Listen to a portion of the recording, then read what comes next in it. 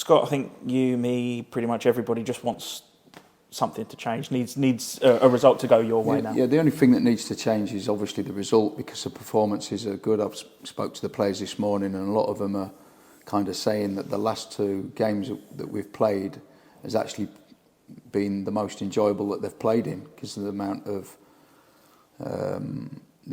ball we've had, the amount of attacking actions we've had.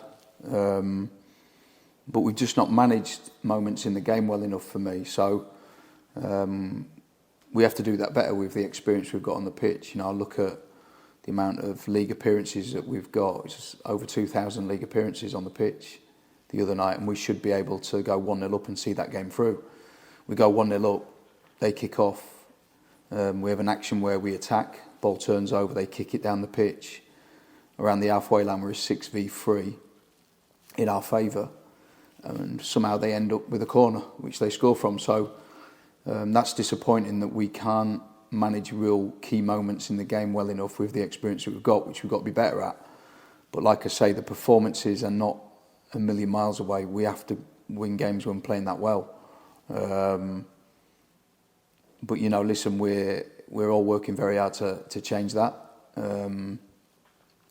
We've had a really positive meeting this morning. Lots of people spoke in the meeting, and we all really care. I want that to be really clear, that we all really care, and we all want to change this really quickly. So nothing better than a long trip to Tranmere to put that right. How important are these meetings? Obviously, I'm sure nothing ever personal will be raised in these things. It's all professional standards and all that sort of thing. But for you guys to be able to air out issues and concerns that you have of the way things are going. Well, I think they're just as important as training, if I'm honest with you. It really highlights kind of bits that we haven't got right and bits that we've got right. I can clip it up and watch the game back, clip it all up, put it in sections, and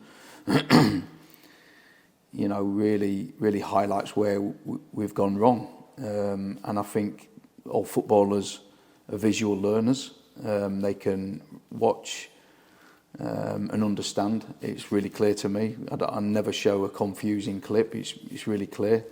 And what I want it to be a learning environment. I want the players to keep improving all the time.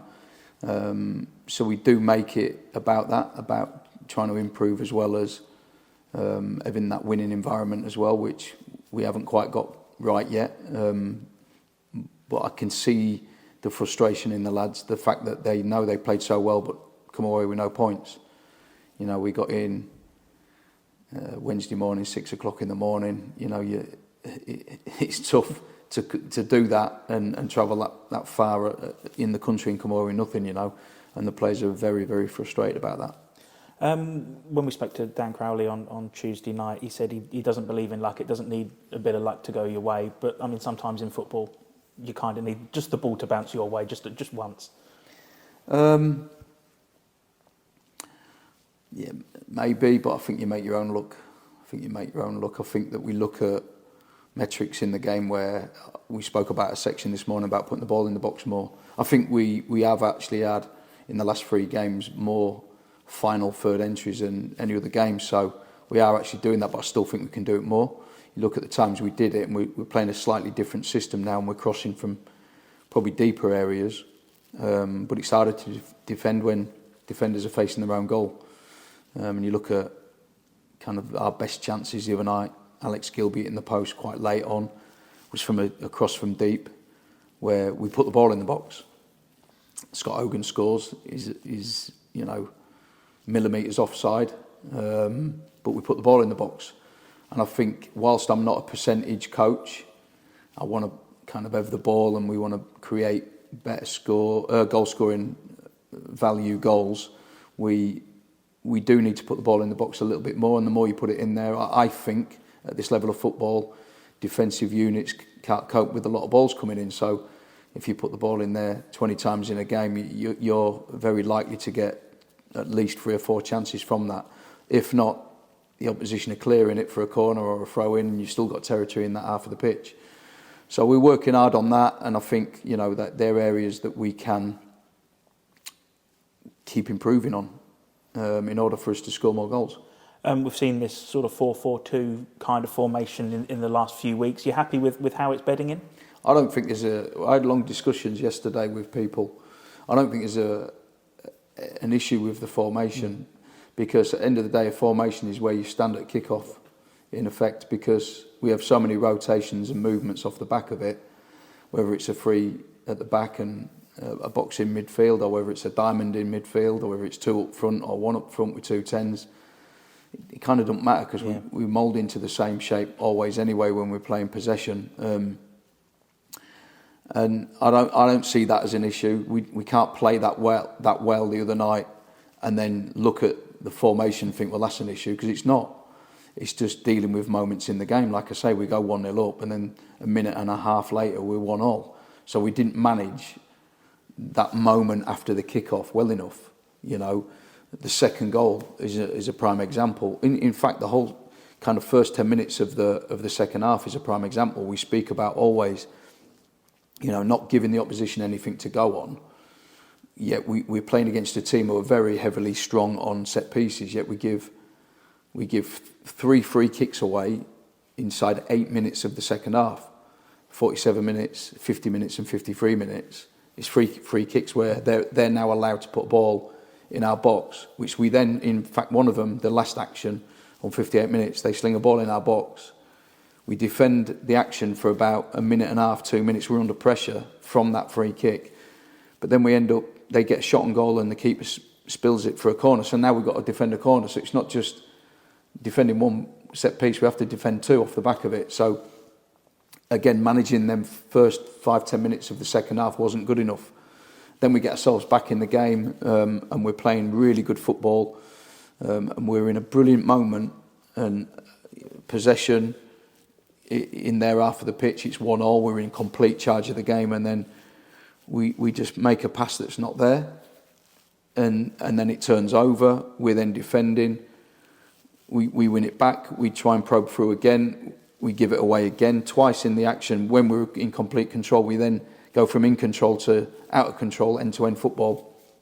They then get a corner off the back of that, and we defend the first phase okay. Second phase, we don't. We dive in, allow the fella to cross it, and we're not marked in the box again. And then we're 2-1 down. So we've gone from 1-0 up to 2-1 down just through not managing moments in the game. And when I look at the experience I've got on the pitch, it's unacceptable. You know, we have to make sure that we start using that experience when we get in front, or even when we go behind. You have to use experience to think about how we can get in this game, and of course using the dark arts of the game and seeing the game through, and just being a little bit more savvy out there. I think we need to be.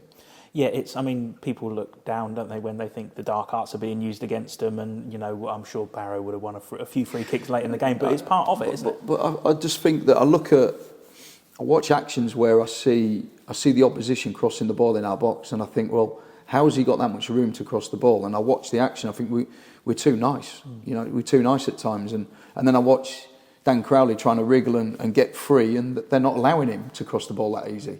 So we've got to be better at being a little bit more streetwise, I think, and a little bit more aggressive in terms of stopping and blocking, and just being harder to beat, and just be more aggressive about how we're playing and how we see the game through. And one thing I will give the players is that it's not a lack of effort. It really isn't. I just feel that we're a new team that's been kind of put together at the moment. You know, the window's only just shut, and I know people want instant success. I get that with the players we've got, and so do I.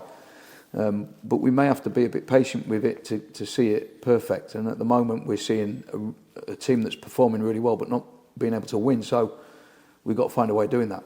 And we've said it a few times in these press conferences now, that culture can't come overnight, can it? Because some things are bred into places that you need to kind of establish these new practices. I think the culture is an ongoing process, if I'm honest with you, and something that, you know, we tried to press the reset button after the window was shut, and had a real positive meeting with myself, the chairman, the players, the staff. It was brilliant. You know, the players come out of there really wanting to play a game that minute. You know, you could see it. And since that meeting, we've had 2 really good kind of performances in terms of how we've played, but lost. So we need to we need to try and tip that balance and make sure that these performances are winning performances and not losing, because the culture I want to set here is a real happy place, learning environment, but one where we're really proud of how we play, but also a winning one. You know, I'm a winner. I don't want to be kind of walking down the street and laughed at because we can't win a game with the amount of players that we've got here and the quality of players we've got there. I don't want that. I don't want my fans to feel like that. I want us to be proud of what we're doing out there, but it is an ongoing process, and we will get there. And learning how to win again is something. You can quickly forget, can't you? You can get into those modes as well. But learning to win again, that's a huge part of it. Yeah, but these players haven't become bad players overnight. You know, I haven't become a bad manager overnight. You know, I won promotion out of this league last year. I think it's just the position we're in at the moment. We just have to work really hard through it, and we have to stick together and really focus and you know, prepare for the next opposition, which is obviously Tranmere. You know, and prepare as well as we can and attack that game as well as we can. And we just have to keep going and sticking together. And I'm sure with the work ethic that we've got here, I'm sure we'll be fine. And, you know, I just need the players to try and manage the moments in the game better than we are doing at the moment. I mean, what a place to play football, Tranmere. It's one of those places in the lower leagues that just it puts your hairs on end, doesn't it, when that place gets rocking? But that's a place that you want to keep quiet, I think, on Saturday. Yeah, I think so. Yeah, it's a tough place to go, Tranmere. Always has been. You know, I've had some good results there myself as a manager. Had some poor ones as well, mind. But yeah, good place to go and play. Looking at them, they're probably in a false position as well. Obviously, a very experienced manager, someone I've got a lot of respect for. They've got some good players, you know, throughout their team. So yeah, it's going to be another tough game. It kind of doesn't matter where they are in the division. Every game's tough at this level. So we need to be at our very best in order for us to get anything from it again.